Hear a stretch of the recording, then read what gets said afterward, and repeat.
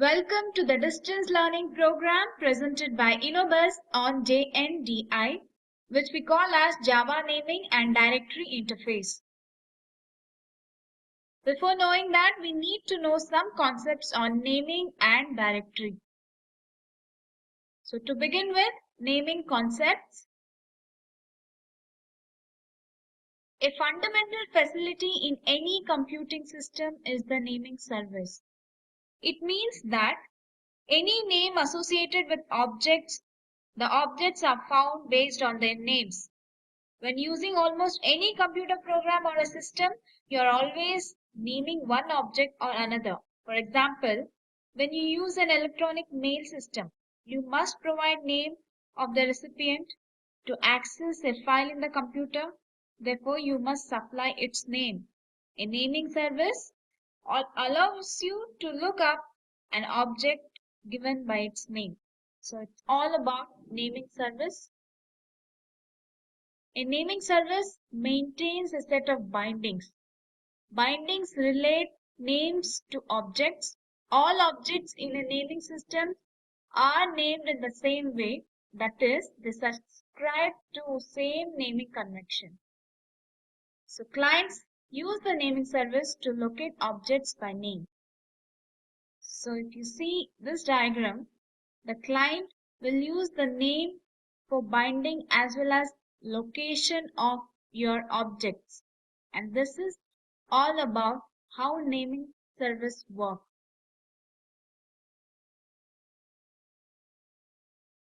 So a naming service primary function is to map people friendly names to objects such as addresses, identifiers, or objects typically used by computer programs. So all these are primarily which are function of naming concepts to map them with their friendly names to objects. So you can give the objects relating to your need. So as said, like addresses, identifiers, and many more. For example, the Internet Domain Name System, so which we call as DNS, which will map the machines names to IP addresses. So if you know, it's so generic that there is a site called example for demonstrating this example. It can be google.com, yahoo.com, or anything. So any kind of DNS will map the machine with IP addresses. A file system maps a file name to a file reference that a program can use to access the contents of the file. So these are the examples of naming service, and this is how you do the reference for any files.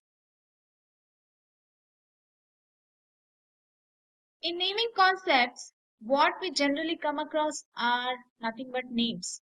So to look up an object in a naming system, you supply it the same name of the object with the syntax that the name must follow. The syntax is sometimes called the naming system's naming convention. So a name is made up of components. A name's representation consists of component separator marking the components of the name. So here if you see, for example, there is a Unix file system naming convention. That file is named from its path relative to the root of the file system.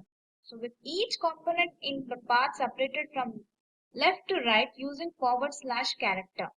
Therefore, the Unix path name will become /user/hello. So for example, names a file hello in the file directory user.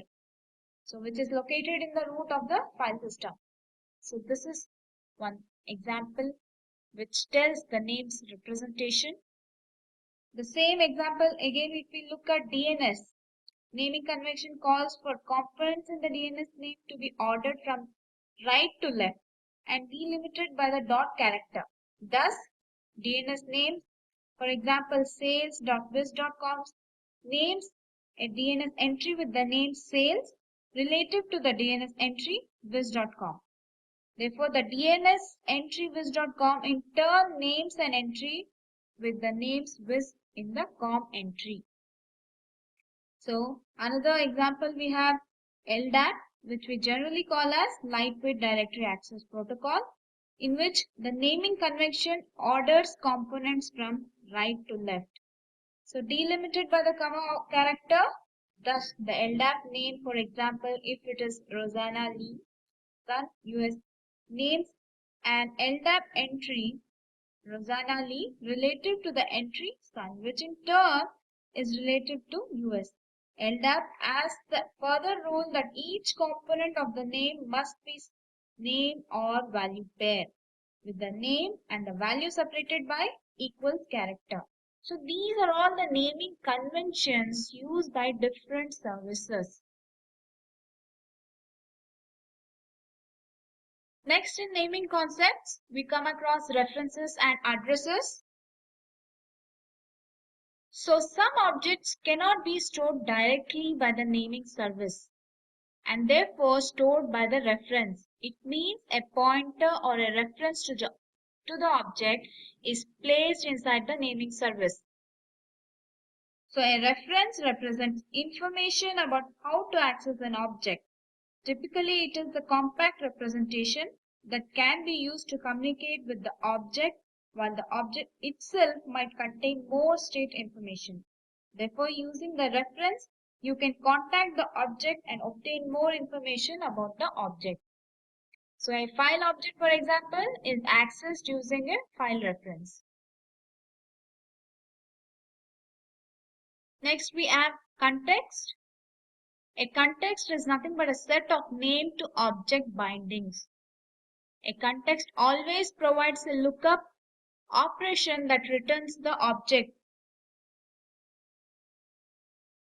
A name is one context object can be bound to another context object.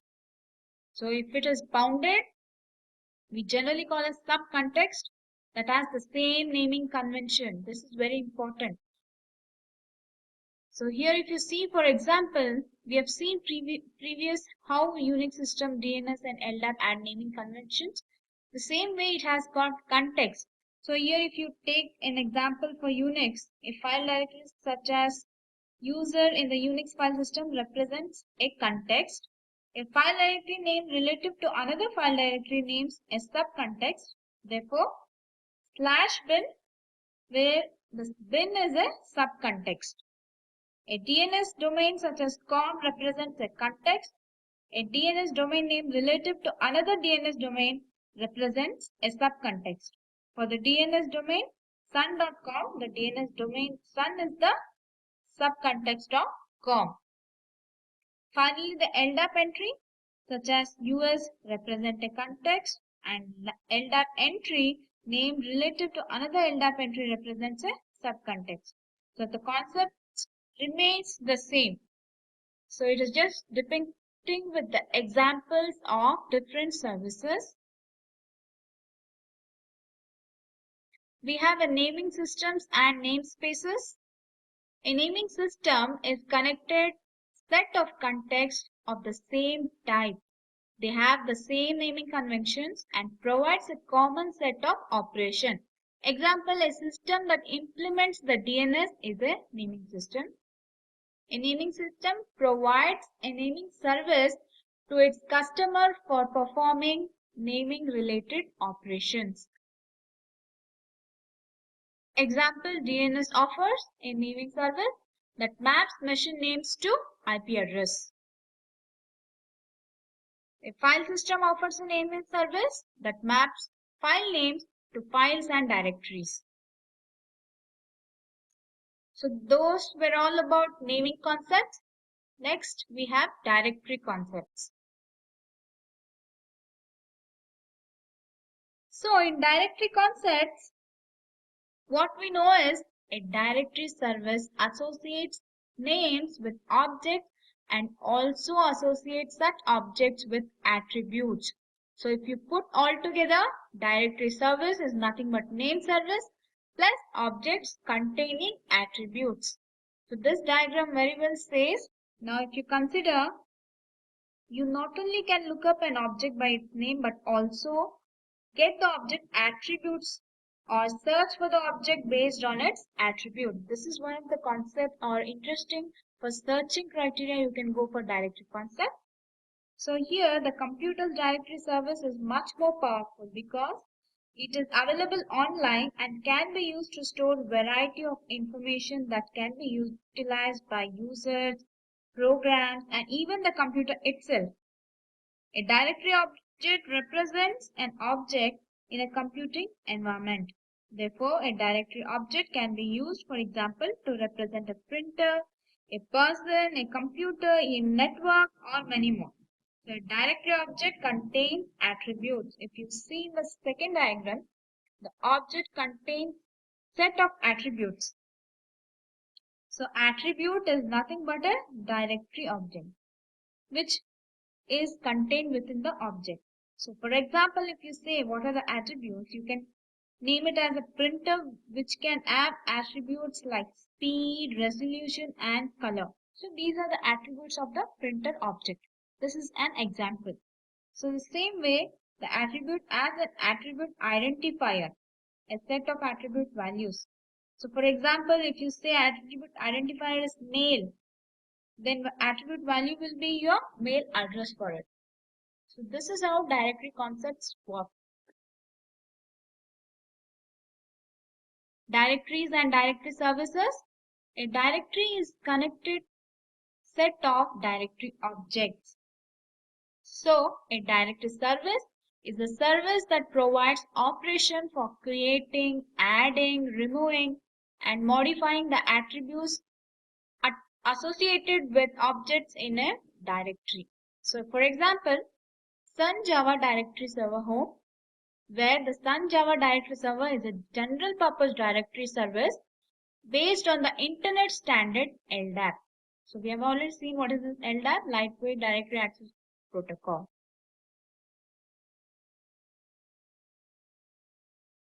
As I said earlier, we spoke about search service. So when we have an object name, we can search with its attributes or attributes along with object. So these are the search concepts coming with attributes. So you can look up a directory object by supplying its name to the directory service. When you search, you can supply not a name but a query consisting of a logical expression in which you specify the attributes that the object or objects must have. So the query is called a search filter.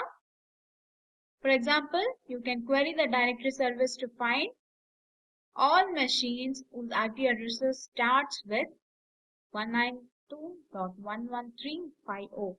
So the searching of directory concept service will provide you to search with object name or its attributes.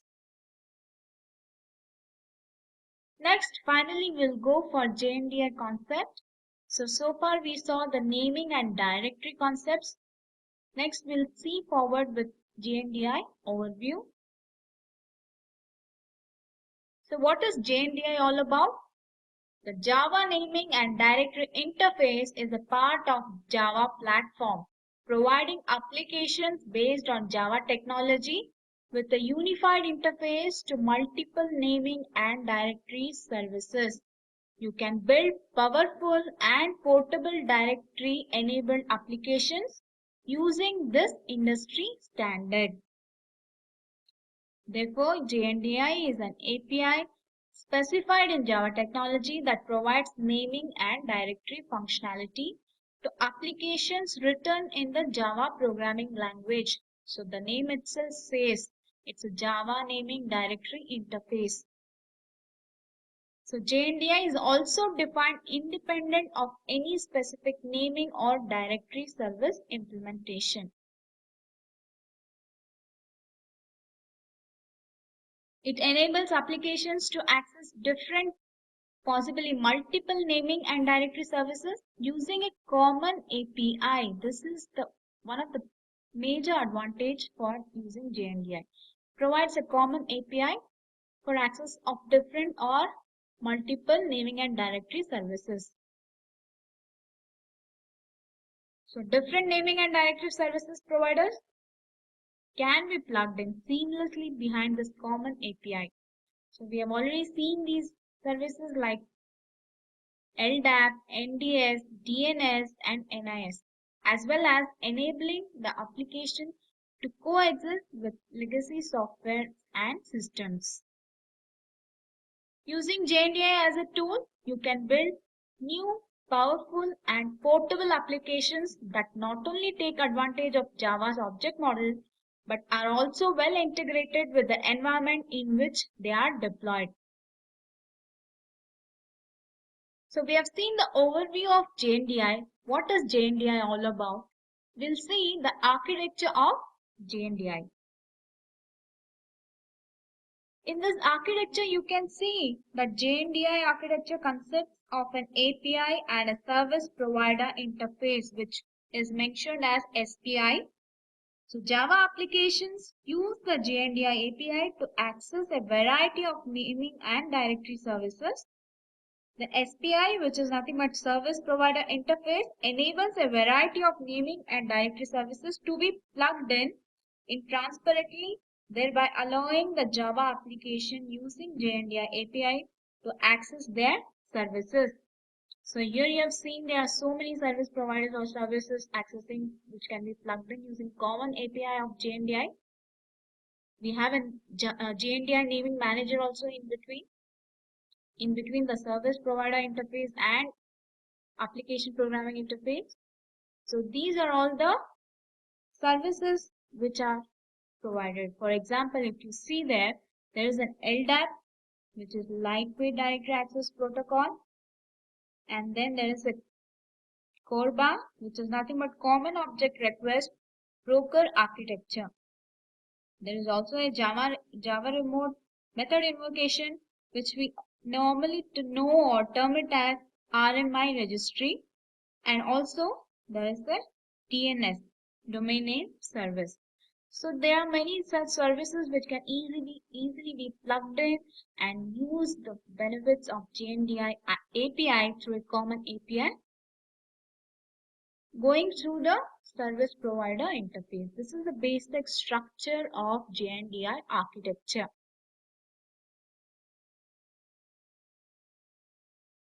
So within a JNDI architecture, as we have seen, the API of it is very much important.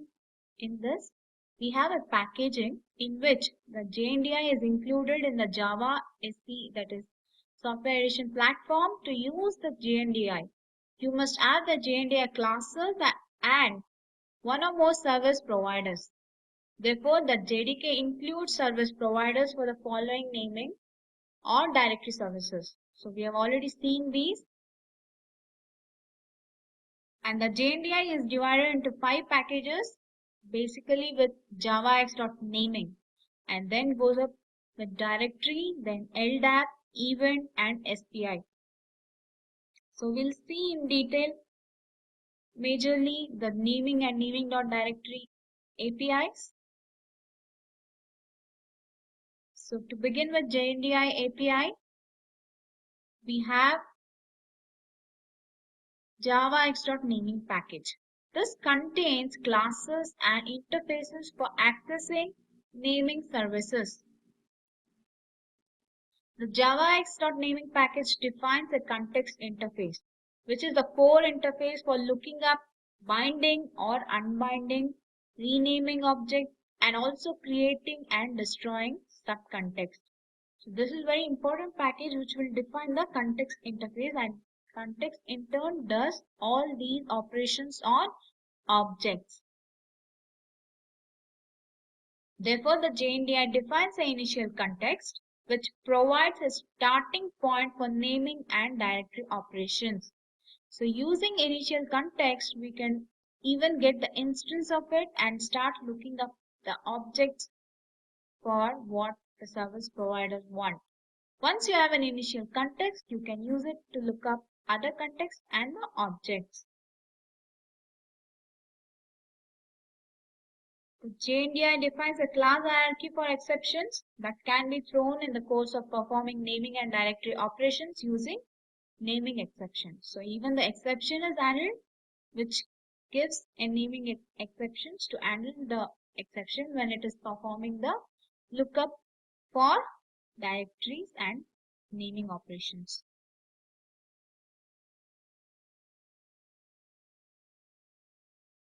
We have a directory package. The javax.naming.directory package extends the javax.naming package. Therefore, it provides functionality for accessing directory services in addition to naming services. Since it is extending the naming, it will also have the services of naming package within this directory package. Therefore, this package allows applications to retrieve associated with objects stored in that directory and to search for objects using specified attributes. The directory context interface represents the directory context. So before seeing the examples of JNDI, the API also provides the mechanisms to bind an object to name, directory lookup interface that allows general queries, an event interface that allows clients to determine when directory entries have been modified, and also the LDAP extensions to support additional capabilities of an LDAP service. So we have already seen two major APIs and rest will be the event and LDAP. So now continuing with scenarios or examples of JNDI. Consider a scenario for user authentication. Here in secure systems, a user must authenticate himself to computer, network, service or any other system he wishes to access. So there comes user authentication. So for example, logging into Unix system requires the user to supply a password.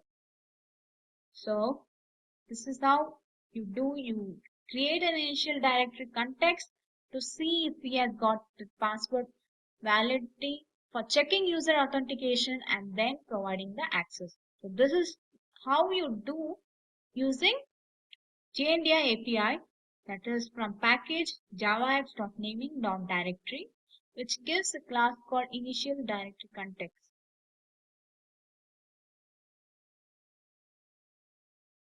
To consider another example, electronic mail. An electronic mail system is a directory service that provides a mapping between users and email address. So this will allow mail users to search for the email addresses for a particular user. The directory could also be used by users to set up personalized address books, like you have an account address books in your email setup based on your mail addresses. Another example is browsing, where it is a very simple example for JNDI browser, which allows a user to walk through a namespace, especially a namespace browser or any general purpose browser, for viewing the atomic names at each step along the way. The browser prints a star to highlight the name of each contact, thus telling the user where he can go to next. Next is a network printing. So in this scenario, printing service is to provide a means to discover and select printers in the network. So here also you can search for the printer based on your local system connected over the network and then access the specific printer. The application that is accepting the print request takes the printer name and looks it up in the directory service for providing the access.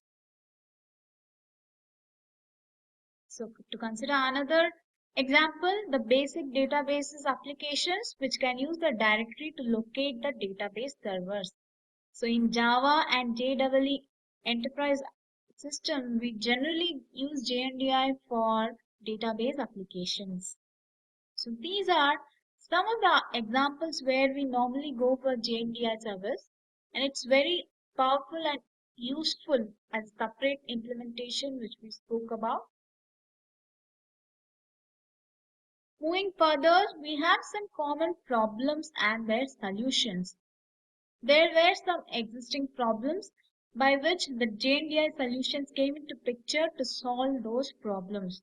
So we have already seen the naming and directory concepts. So we'll see how the JNDI will help in solving the problems provided by earlier naming and directory concepts. Let's consider a problem which says the primary function of naming system is to bind names to objects. We have seen earlier slide.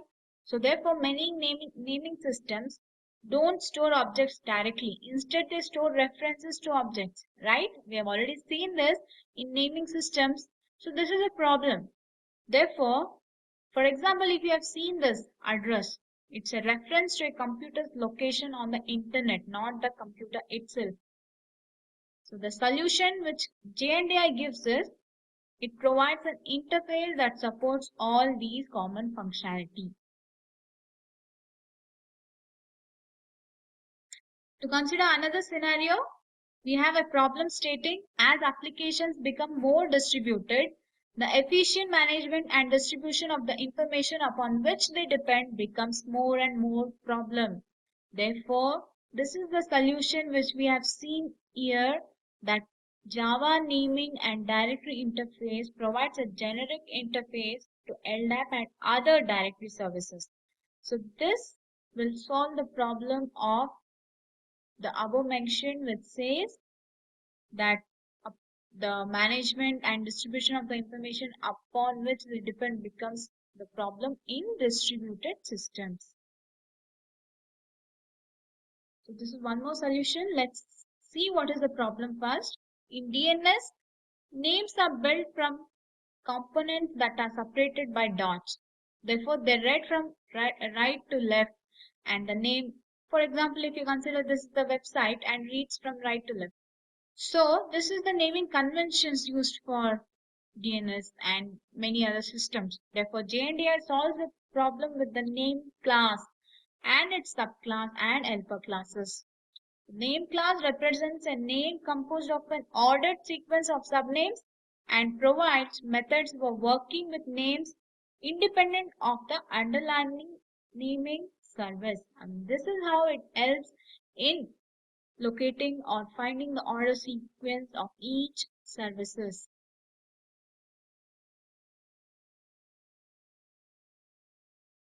Now we have some certain set of solutions of JNDI. So far we have seen some of the problems which were faced in earlier naming and directory concepts or conventions. We have JNDI benefits also, which comes in terms of solutions. Let's look into it. In JNDI directory service support, is both comprehensive and powerful. It adds advanced functions like storing and retrieving serialized class instances to searching and other components of basic suite of direct functions. With this thought in mind, let's examine the direct context class which is there in directory package, which is the heart of JNDI directory services, which is very much useful in searching services.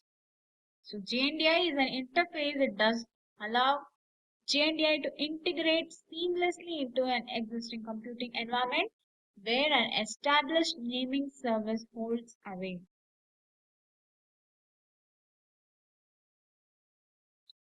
We have JNDI to store your distributed applications object as well. So using this object storage capability, it allows to play the role of resource administrator in your distributed applications and provide simple, manageable object persistence.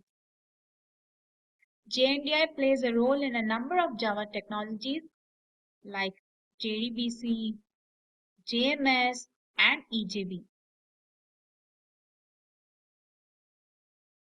Context lookups and bindings. So these are the concepts of JNDI lookups where we can use for looking at the object there in your services, where you have to access the object for certain services, and all these objects can be looked up using context which we have looked already, that is initial context, and binding those and getting the services. We'll see these concepts.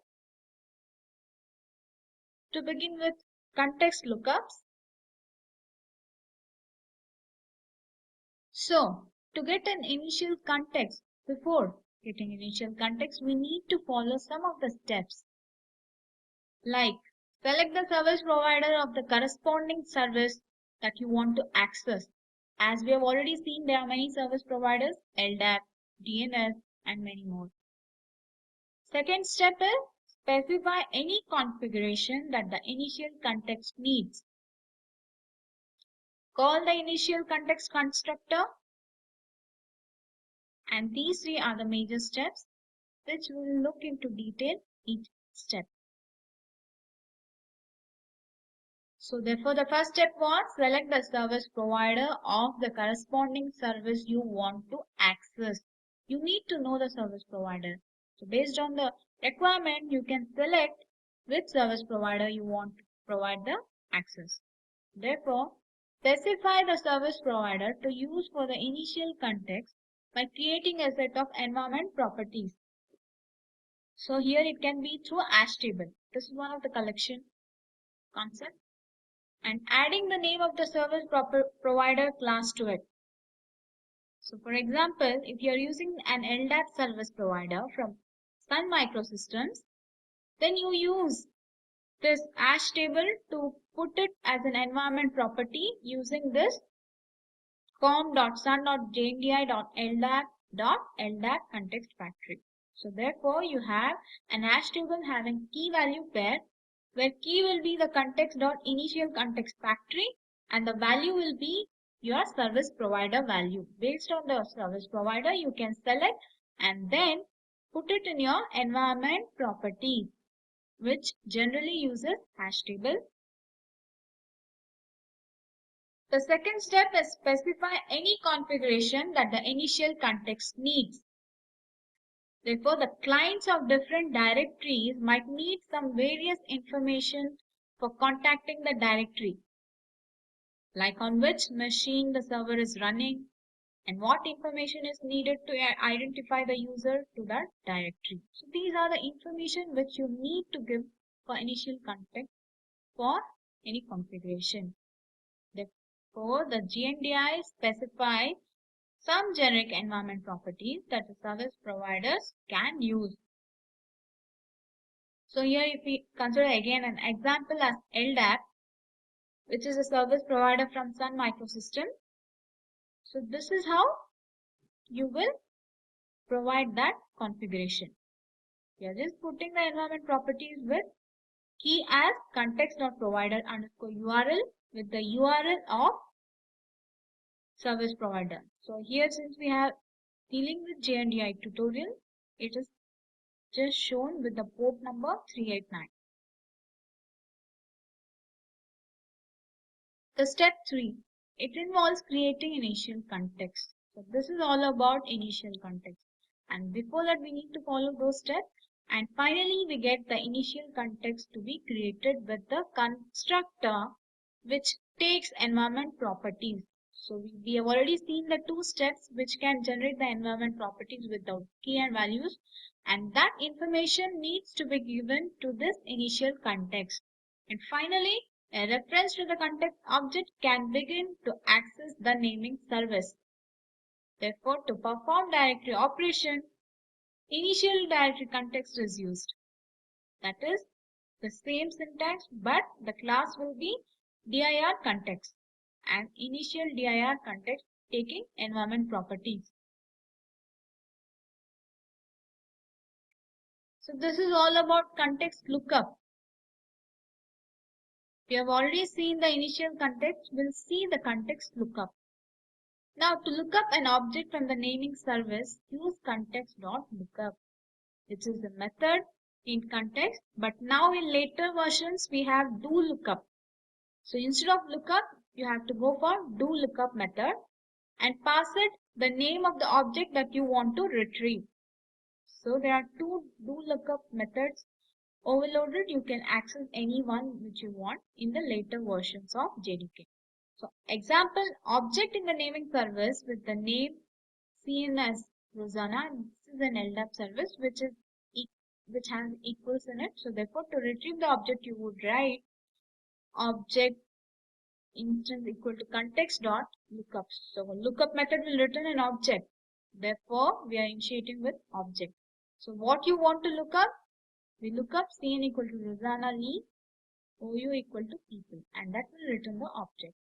Type of the object that is written by the lookup depends on both the underlying naming system and on the data associated with the object itself. So we'll see a small example on context lookups. The following code will say that Rosanna Lee and OU equal to people and cast it to LDAP context. Therefore, if we see that service provider is LDAP context, the object can be typecasted to LDAP context. So as told earlier, we have DNS, we have LDAP and many more. So based on that, we can typecast the object written from lookup. So here if you see the syntax, it's been used do lookup method, which I said this been added in later version.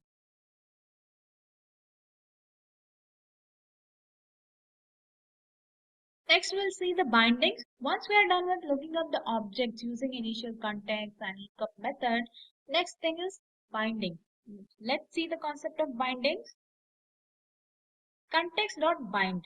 So the context class provides bind, lookup, and many more methods. The bind here is used to add a binding to a context. So it accepts as argument the name of the object and the object to be bound. So here, for example, consider fruit is an instance of a class which takes orange. You're binding the context with Cn equal to favorite and fruit.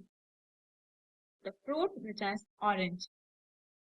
If you want to rebind, you want to change it, you can again change it. If you want to unbind, that is if you want to remove it, you can remove it. So just with a small diagram you can see, once it is binded with orange, you can also rebind it for lemon, and if it is not required, you can also unbind. Unbind it, you can remove that.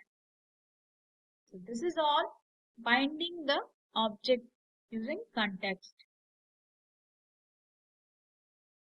Now we have role of GNDI in J2EE. This is just to show you, even though it's not in this tutorial, we have already seen many services by GNDI. We have seen JDBC also used in many Java applications, and this is also one of the usage of JNDI. We have many roles of JNDI in Java platform as well as J2EE platform. And this diagram itself shows we use J2EE for EJB lookups. We have for web services like SOAP. So all these usefulness for J2EE, that is Enterprise Edition, we also use JNDI. So in order to show this, that JNDI is also used in J2EE, we can go through in documentations where it says roles of JNDI in J2EE. So we'll see JNDI demo. We have already seen the concepts of JNDI. We have also seen the examples of JNDI. It is used all over. It can be used. There are many service providers where JNDI is used. There are LDAP, JMS, EJB, web services. So everywhere JNDI is used. But here in demonstration, we'll see the example of JNDI which is used to look up the data source for Java database connectivity. So we'll see the demonstration with all the concepts what we have learned so far using this JNDI.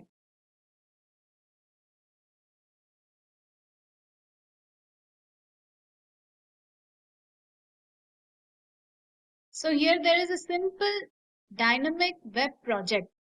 It is the basic structure where you can see a simple web content and also a Java resources. Inside this, there is the package within which there is a servlet class. It's a simple Java servlet class which is just having a doGet method extending HTTP servlet. So within this doGet method, we have something called initial context, which we have already seen.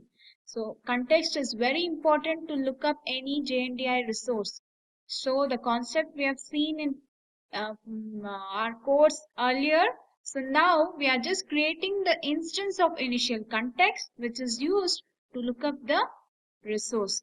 So here if we see, once we get the instance of the context, that is initial context, we are trying to look up java/com.n/n environment, which is nothing but it is a utility context, and every resource, for example, as said, JDBC or EJB or JMS, every resource will have its own context. So this is one of the contexts where we are using to look up for a resource called JDBC. And therefore, the context populated with resources such as data sources. So these are the data sources, and also the lookup what we are doing is for JDBC. So therefore, these are also called as global namespace where we use JDBC slash. So this is must in order to say we are looking up for JDBC resource, and it is defined with the name attribute of an element where we require context.xml. So I'll show you that XML definition, and this is that data source name. So this name can be anything. So here we have just given test DB. These two lines are used for looking up the database, that is Java database resource using JNDI. So as said, this test DB should be defined in context.xml for JNDI to work. So let's see where is that context.xml. If you see here in web content, there is a meta-inf folder within which the context.xml needs to be created with the resource tag. So this resource tag, which is nothing but a resource reference, which is an element in a deployment descriptor, that is this context.xml is a deployment descriptor. It defines the identification of the component coded for our resource. So therefore, this is the coded name reference which we use. So if you see, this is the name what we have done. The test DB is the coded name reference which is used for our connectivity. And once this is the container where the server used here is Tomcat, and the Tomcat server will take care of these lookups. And further, if you see, the type of lookup is data source. So as said earlier, we are looking for data source, that is JDBC with a namespace, and the username of the database. Here the database lookup is done for Oracle, and I'm doing the lookup for Oracle with username as Scott and password as this. So this needs to be changed based on your username and password. And then there is a driver class name. So this driver class name, this is very much required for Oracle driver to run in your Java applications. And once you have this oracle.jdbc.driver specifying the Oracle driver, that will give you the driver class name, and URL for it, it is JDBC Oracle pin at localhost 1521 ORCL. ORCL is the database name here. This is the database name which I have created in Oracle database, and this is also changeable, which has to be changed based on your database. So this is the localhost because we are trying to run within the localhost, and this is the port number 1521. So this is a resource reference which will be given through context.xml for our servlet class. So if you have seen here, we are trying to look up. So what's happening here is we are looking up and creating an object of context and then assigning it to data source object. Once the object is looked up, and then we get the connection. So apart from this context.xml, we should also make an entry of servlet as well as database in this web.xml. So if you see this, there is a resource reference. So as I said earlier, resource reference is an element in the deployment descriptor. So the tag what we have defined in context.xml is the resource, and for that reference is in web.xml, that is resource reference. In this resource reference, we have data database connection, which describes, this also can be any description, but we are describing a database connection with resource reference name as JDBC. This is the namespace which is very much required, and this differs for each vendor. They can add their own namespace. Now we are using for JDBC, and for JDBC lookup, this is the namespace. And here testdb is the database where we are connecting for, and we have already defined in context.xml. See, this is the definition for that. And in web.xml, we are just referring that resource.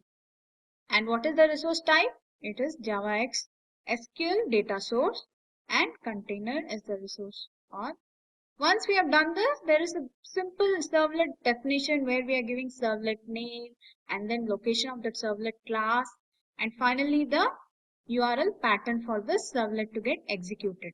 So this is the servlet definition, but this is the servlet, this is the reference element which is used for looking up the context.xml, where we have defined the database details.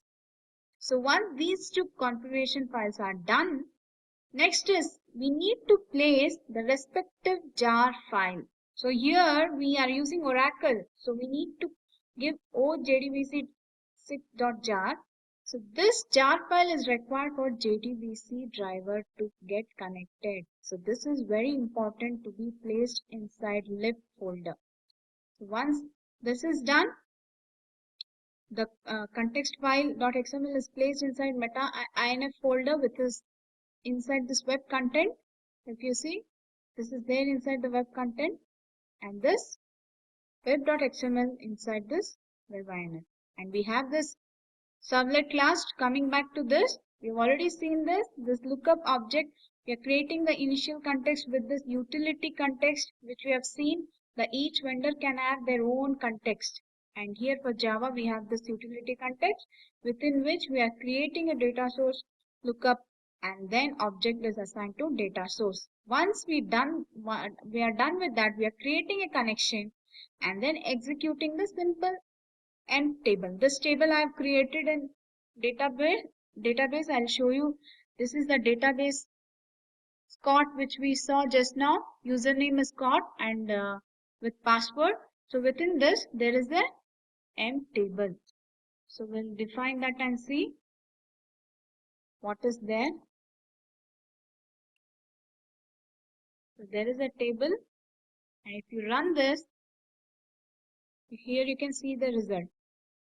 So these many employee records are present within the end table, and the same thing we are trying to query using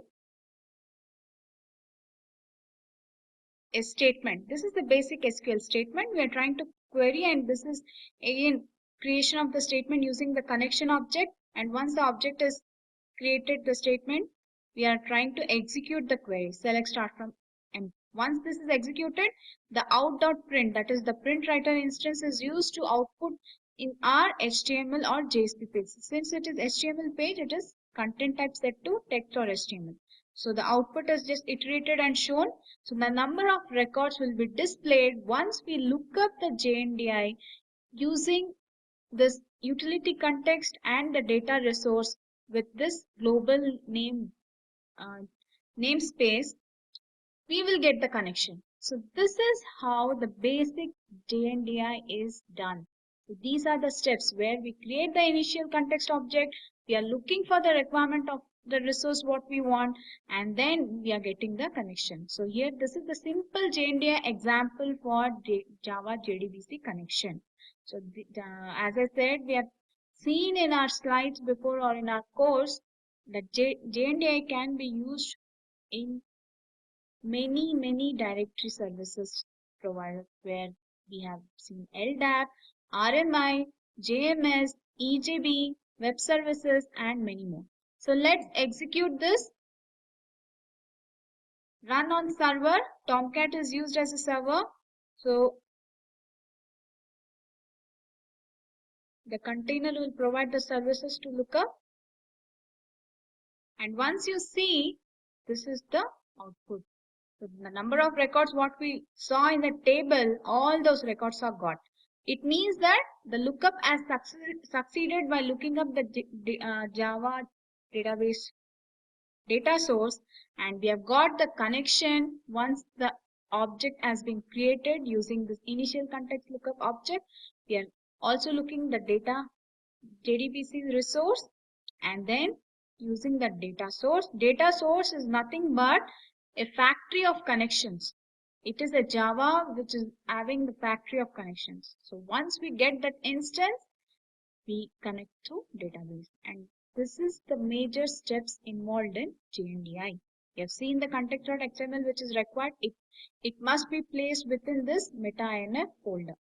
So we have already seen the demonstration on JNDI using a simple servlet class. So JNDI is used in many more examples. So this is a simple demonstration to show the concepts of JNDI. So here we'll come with our end of our course. So we are done with the JNDI training. Thank you.